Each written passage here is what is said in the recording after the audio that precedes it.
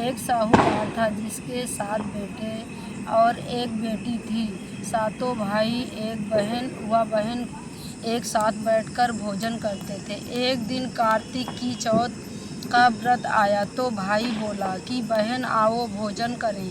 बहन बोली कि आज करवा चौथ का व्रत है, चांद उगने पर ही खाऊंगी। तब भाइयों ने सोचा कि चांद उगने तक बहन भूखी रहेगी, तो एक भाई ने दिया जलाया, दूसरे भाई चलनी लेकर उसे ढका और नकली चांद दिखाकर बहन से कहने लगे कि चांद उग आया है, अर्घ दे ले।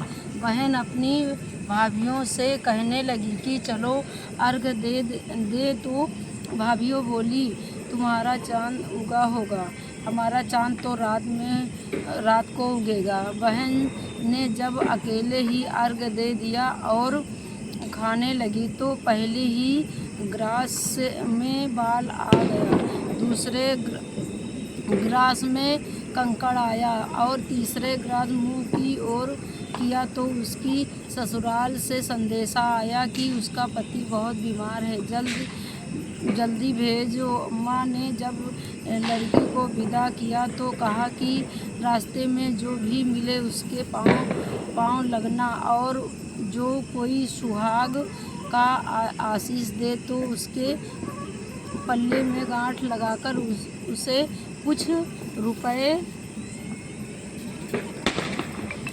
जब भाइयों से विदा हुई तो रास्ते में जो भी मिला उसने यही आशीर्वाद दी कि तुम 7 भाइयों की बहन बनी रहो, तुम्हारे भाई सुखी रहें और तुम उनका सुख देखो। सुहाग का आशीष किसी ने भी नहीं दिया।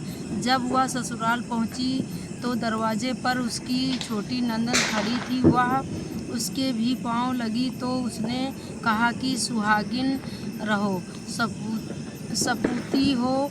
तो उसने यह सुनकर पल्ले में गांठ बांध ली और ननद को सोने का सिक्का दिया। तब भीतर गई तो सास ने कहा कि पति धरती पर पड़ा है तो वह उसके पास जाकर उसकी सेवा करने के लिए बैठ गई। बाद में सास ने दासी के हाथ बची कुची रोटी भेज दी। इस प्रकार से समय बीतते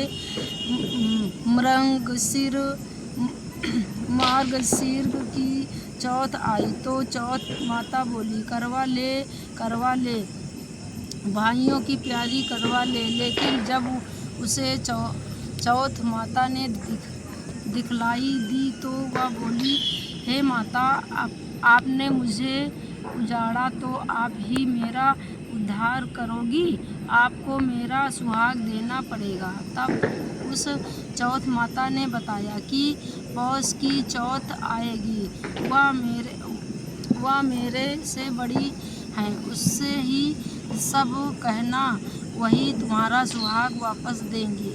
पौष की चौथ आकर चली गई, माघ की चली गई, फाल्गुन की चली गई, चैत्र वैशाख ज्येष्ठ आषाढ़ और श्रवण भादों की सभी चौथ आई और यह कहकर चली गई कि आने वाली को कहना। असौज की चौथ आई तो उसने बताया कि तुम पर कार्तिक की चौथ नाराज है, उसी ने तुम्हारा सुहाग लिया है, वही वापस कर सकती हैं, वही आएगी तो पाँव पकड़कर विनती करना। और यह चली गई।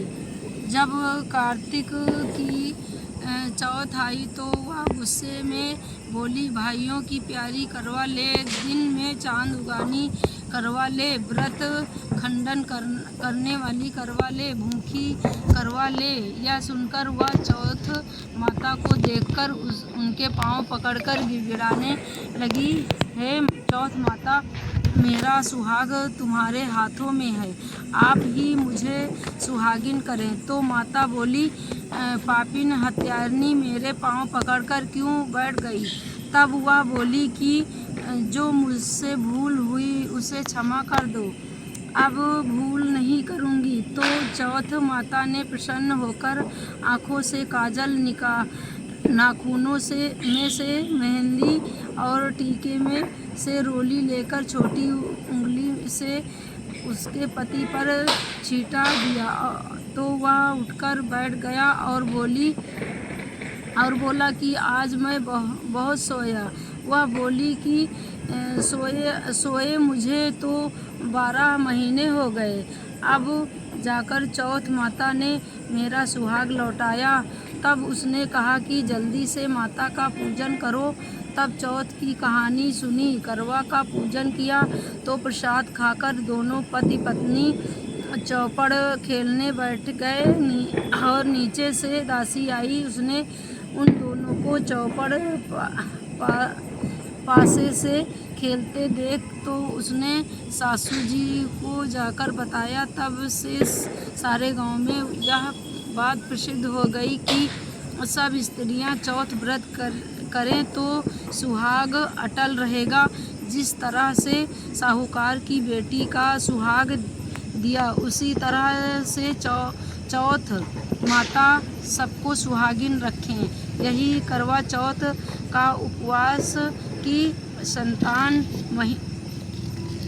सनातन महिमा